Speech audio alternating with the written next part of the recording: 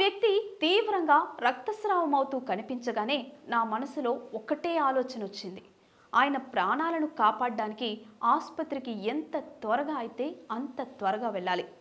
ప్రయాణ సమయంలో ఖాన్ గారికి స్పృహ ఉండి ఎంత సమయం పడుతుంది అని మళ్ళీ మళ్ళీ నన్ను అడిగారు. నేను ఆయనకు ఇంకా 2 నిమిషాలు మాత్రమే పడుతుంది అని చెప్తూ వచ్చాను. గాయపడిన నటుడితో పాటు ఆయన సర్వెంట్ హరి, కుమారుడు తైమూర్ కూడా ఉన్నారు.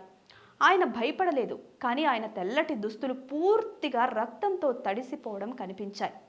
మొదట ఆ గాయపడ్డ వ్యక్తి ఒక ప్రముఖ బాలీవుడ్ నటుడని నాకు తెలియలేదు. నా ఏకైక లక్ష్యం ఆయనను లీలావతి ఆసుపత్రికి ఎంత త్వరగా అయితే అంత త్వరగా తీసుకెళ్లడమే.